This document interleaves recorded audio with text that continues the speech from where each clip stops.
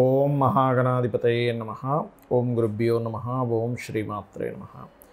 పరమేశ్వర స్వరూపమైనటువంటి జ్యోతిష, వాస్తు మరియు ఇతర అనేకమైనటువంటి శాస్త్రములను మనకు అందించినటువంటి మహర్షులకి నమస్కారం.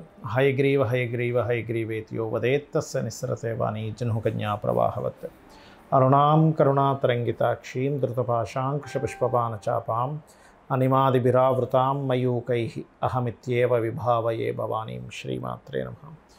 ప్రేక్షకులకి ఆ లలితాంబిక అమ్మవారి యొక్క అనుగ్రహం పరిపూర్ణంగా కలగాలని మనస్ఫూర్తి కోరుకుంటూ మనం ఈరోజు చెప్పుకోవే టాపిక్ ఏమిటి అంటే, కర్మకారకుడైనటువంటి శని భగవానుడు జూన్ 29వ తేదీ నుంచి కుంభరాశిలో ఉన్నటువంటి శని భగవానుడు వక్రిస్తున్నాడు. వక్రించి దాదాపుగా నవంబర్ 14వ తేదీ వరకు కూడా ఈ వక్రగతి ఉంటుంది. అంటే ఆల్మోస్ట్ 4.5 నెలల పాటు ఈ వక్రగతి అనేటువంటిది ఉంటుంది. సో ఈ వక్రగతి కుంభరాశిలో ఉండి మకరం వైపు చూస్తున్నందుకు 12 లగ్నాల వారికి ఎటువంటి విషయాల్లో బాగా కలిసి వస్తుంది, ఏ విషయాలలో పర్టికులర్గా జాగ్రత్తగా ఉండాలి, అదేవిధంగా ఎటువంటి పరిహార మార్గాలు చేసుకోవాలి. అలాగే వీడియో ఆఖరి వరకు చూడండి. లగ్నం కానీ నక్షత్రం కానీ రాశి కానీ తెలియని వారు, ఒకవేళ ఏలినాడు శని, అర్ధాష్టమి శని, అష్టమి శని నడుస్తున్నటువంటి వారు ఎటువంటి పరిహారాలు చేసుకోవాలనేటువంటి విషయం కూడా నేను మీకు చెప్తాను. ధనుర్లగ్నము, ధనస్సు రాశి.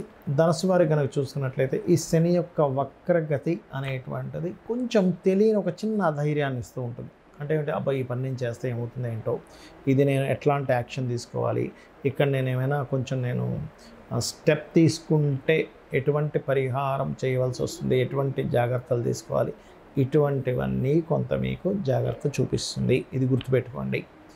అలాగే ఈ యొక్క శని యొక్క వక్రగతి ఏదైతే ఉందో ఇది మీకు మరలా ఎటువంటి మంచి ఫలితాలు ఇస్తుందో కూడా చెప్తాను నేను మీకు. అదేమిటి అంటే, పర్టికులర్గా మీకు శత్రువుపై జయం, కాంపిటీషన్లో ఖచ్చితంగా సక్సెస్ అవుతారు ఈ శని వక్రి వల్ల. రెండవది, కాంపిటీషన్లో సక్సెస్ అయ్యి లాభాలు కూడా పొందుతారు. అదేవిధంగా వివాహ ప్రయత్నాలు కూడా కొంతవరకు సక్సెస్ అవుతాయి, కొత్త జాబ్స్ కూడా లభిస్తాయి. దశమంలో ఉన్నటువంటి కేతువు ఈ యొక్క ప్రభావం శని వక్రి వల్ల తగ్గుతుంది. ఇది డ్యామ్ షూర్గా జరుగుతుంది, ఎటువంటి సందేహం లేదు. అలాగే కొంత సర్క్యులేషన్లో ఉన్న మనీని కొంత కుటుంబ సభ్యుల కోసం ఖర్చు పెట్టాల్సిన పరిస్థితి మీకు వస్తుంది. అయితే ఈ సమయంలో కొన్ని భయం వల్ల కొన్ని తప్పుడు నిర్ణయాలు తీసుకుంటుంటారు. ఇది కొంచెం జాగ్రత్తగా ఉండండి. అంటే తెలియని ఫియర్ వల్ల, చూడండి అక్కడ అసలు నిజంగా ఏమీ జరగదు, కానీ ఫియర్లో అనాలోచితంగా కొన్ని నిర్ణయాలు తీసుకుంటూ ఉంటాం.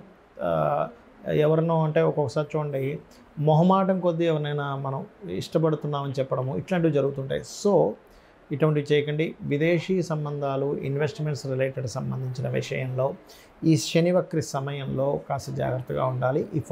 ఈ యొక్క 4.5 months కూడా. అలాగే మరొక విషయం ఏంటంటే, ఇక్కడ గమనించుకున్నట్లయితే ఇక్కడ మీరు మరొక విషయం చెప్తాను.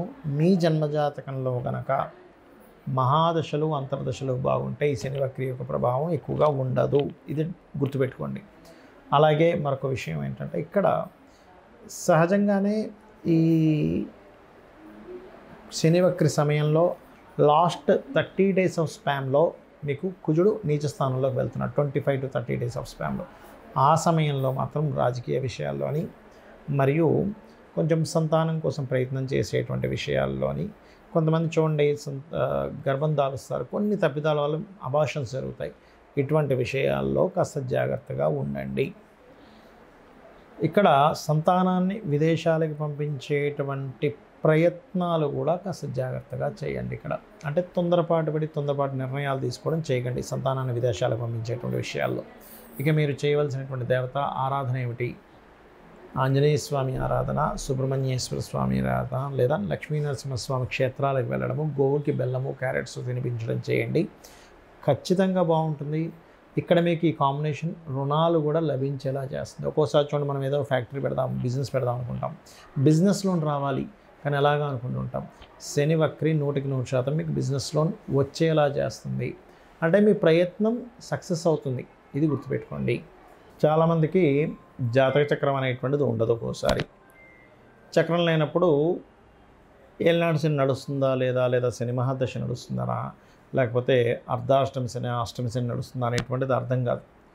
అలాంటి వాళ్ళకి సిమ్టమ్ ఏమిటి అసలు మీకు అంటే, ఒకటే గుర్తుపెట్టుకోండి, పనులు ఆలస్యంగా అవుతుంటాయి, కానీ ఖచ్చితంగా అవుతాయి. ఇది గుర్తుపెట్టుకోండి. ఎప్పుడైనా శని యొక్క రిజల్ట్ ఎలా ఉంటుందంటే ఆలస్యంగా అవుతాయి కానీ ఖచ్చితంగా అవుతాయి. ఇంకొక గమ్మత్తైన విషయం ఏంటంటే ఏలినాడు శని, అర్ధాష్టమి శని, అష్టమి శని ఉన్నప్పుడు చాలామందికి ఉన్నటువంటి అపోహ ఏమిటి అంటే వివాహం అవ్వమేమో అనుకుంటారు, జాబ్ రాదేమో అనుకుంటారు, రాజకీయాల్లో గెలవమేమో అనుకుంటారు. కాదు, గుర్తుపెట్టుకోండి.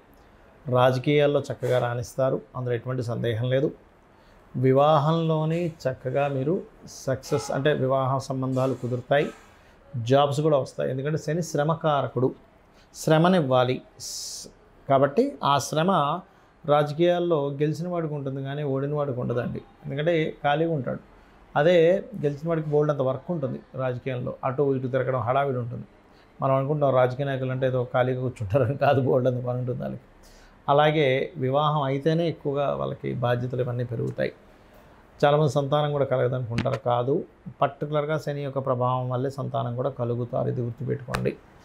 అయితే ఇక్కడ మరికొంతమందికి ఏలినాటి అష్టమి శని, అర్ధాష్టమి శని నడిచేటప్పుడు తీసుకోవాల్సిన ముఖ్యమైన జాగ్రత్తలు ఏమిటి అంటే పాయింట్ నెంబర్ 1, మీరు ఏ పనిని కూడా పోస్ట్పోన్ చేయకండి. మీరు ఎంత పోస్ట్పోన్ చేస్తూ ఉన్నారో వరకు శని యొక్క నెగటివ్ ఎఫెక్ట్ అంత పెరుగుతూ ఉంటుంది. మీరు ఎంత త్వరగా మీ యొక్క పనులు ముగించుకుంటూ ఉంటే శని యొక్క బ్యాడ్ ఎఫెక్ట్ తగ్గడం, పాజిటివ్ ఎఫెక్ట్ పెరగడం జరుగుతుంది. పాయింట్ నెంబర్ 2, మధ్యాహ్నం పూట అసలు నిద్రపోకండి. మధ్యాహ్నం పూట కనుక మీరు నిద్రపోవడం కనుక అలవాటు చేసుకున్నారా, ముఖ్యంగా ఏలినాటి శని, అర్ధాష్టమి శని, అష్టమి శనిలో ఇంకా దాని యొక్క బ్యాడ్ ఎఫెక్ట్ అనేది పెరుగుతూ ఉంటుంది. వీలైనంత వరకు త్వరగా నిద్ర లేవడం, కాస్త నైట్ టైం కొంచెం త్వరగా నిద్రపోయి ఉదయం త్వరగా నిద్ర లేవడం, ఎక్సర్సైజ్ చేయడం, వాకింగ్ చేయడం చేస్తూ ఉన్నట్లయితే బ్రహ్మాండంగా కలిసి వస్తుంది. అలాగే ఆలయాలు పర్టికులర్గా మీరు ఆంజనేయ స్వామి ఆలయము, సుబ్రహ్మణ్యేశ్వర స్వామి ఆలయము, అదేవిధంగా నరసింహస్వామి ఆలయము, గణపతి ఆలయము, లేదా రావి చెట్టు చుట్టూ ప్రదక్షిణాలు, సర్పాలయాలు ఉంటాయి. వీటికి మీరు వెళ్తూ ఉంటే శని భగవానుడి యొక్క అనుగ్రహం పరిపూర్ణంగా ఉంటుంది. నెగిటివ్ ఎఫెక్ట్ అనేటువంటిది ఉండదు. అదేవిధంగా గోశాలకు వెళ్ళి గోవులకి చక్కగా మీరు బెల్లం తినిపించడము, క్యారెట్స్ తినిపించడం చేస్తూ ఉండండి.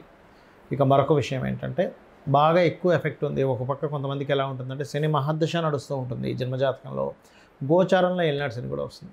అప్పుడు మరింత ఎక్కువ స్లో అవుతాయి. అలాంటప్పుడు ఖచ్చితంగా మీరు తెల్ల నువ్వులు, కేజీంబావు తెల్ల నువ్వులు, నీలం రంగు వస్త్రము తీసుకొని శనివారం నాడు లేదా బుధవారం నాడు లేదా శుక్రవారం నాడు, బట్ శనివారానికి ఫస్ట్ ప్రిఫరెన్స్ ఇవ్వండి. ఆ రోజు మీరు ఖచ్చితంగా మీకు దగ్గరలో ఉండేటువంటి ఆలయంలో ఉండే పురోహితుడికి సంకల్పం చెప్పి మరి దానం ఇవ్వండి. ఏలినాటి శని నడుస్తుందా, అష్టమ శని, శని మహర్దశ అని. అలాగే మరొక విషయం ఏంటంటే శని ఎవరి మీద పగబట్టాడు, ఇది బాగా గుర్తుపెట్టుకోండి. శని పట్టింది, శనిలా తగిలాడు, ఇట్లాంటి మాటలు మాట్లాడదు, చాలా పెద్ద దోషం. ఎందుకంటే శని తన కర్మ తను చేసుకుంటూ వెళ్ళిపోతున్నాడు. మనకేదైతే కర్మ ఉందో ఆయన అందిస్తూ వెళ్తుంటాడు. ఇది అర్థం చేసుకోవాలి. అంతేకాని నిందించడం వల్ల మరింత 100 రెట్లు ఎక్కువ దోషాన్ని మనం అనుభవిస్తాం శని భగవాను నిందించడం వల్ల. అలాగే మరొక విషయం ఏంటంటే ఇక్కడ హోమాలకు ఎక్కువ అటెండ్ అవ్వండి. వీలైతే ఎక్కువ ప్రభావం ఉన్నవారు చండీ హోమం చేసుకుంటే ఖచ్చితంగా దాని ప్రభావం మీకు కనబడుతుంది, కళ్ళకట్టినట్టుగా పాజిటివ్గా. అదేవిధంగా మరొక విషయం ఏంటంటే ముసలి వాళ్ళకి, బాగా ఏజ్డ్ పర్సన్స్ ఉంటారు, వారికి మీ దగ్గర పనిచేసేటువంటి పని వాళ్ళకి కావచ్చు, లేబర్స్కి కావచ్చు, వారికి మీరు వాళ్ళు సంతోషపడేలాగా ఒక 100 రూపాయలు 50 రూపాయలు డబ్బులు ఇవ్వడం కానీ, వాళ్ళకి ఏదైనా వస్త్రాలు ఇవ్వడం కానీ, వాళ్ళ పిల్లలకి ఏదైనా కొని ఇవ్వడం కానీ, వాళ్ళకి ఏదైనా పొలాలు ఏదో ఇవ్వడం కానీ చేస్తే కూడా కింద స్థాయి వాళ్ళు ఎప్పుడైతే సంతోషపడతారో శని భగవానుడి యొక్క అనుగ్రహం కూడా అంతే అద్భుతంగా లభిస్తుంది. ఇది గుర్తుపెట్టుకోండి. ఇక మరొక విషయం ఏంటంటే మీరు ఎట్టి పరిస్థితుల్లో కూడా సాటర్డేస్ మిస్ అవ్వకుండా టెంపుల్కి వెళ్ళండి. రోజు వెళ్తే ఇంకా మంచిది, బట్ శనివారం మాత్రం మిస్ అవ్వకూడదు. అందులో పర్టికులర్గా శని హోరలో వెళ్తే ఇంకా మంచి ఫలితాలు ఉంటాయి. ఇది మెయిన్గా గుర్తుపెట్టుకోండి. ఇక మంత్రం చూసుకున్నట్లయితే లలితా సహస్రనామాల్లో శని యొక్క ప్రభావం తగ్గడానికి అద్భుతమైన మంత్రం ఉంది. ఏమిటా అద్భుతమైన మంత్రము అంటే ఓం అనాకలిత సాదృశ్య చుబుకశ్రీ విరాజితాయై నమః. ఇది చేసుకోవచ్చు. ఆంజనేయ స్వామి మంత్రం ఒక అద్భుతమైన మంత్రం ఉంది. అదేమిటి అంటే ఓం హరి మర్కటాయ నమః. అద్భుతమైన మంత్రం అండి. లేదా ఇంకొకటి కూడా చేసుకోవచ్చు. స్కందోపాసకులు ఉంటే కనుక ఓం స్కందాయ నమః. అద్భుతంగా పనిచేస్తుంది, అన్ని విధాలా మీకు బాగుంటుంది. శ్రీమాత్రే నమః.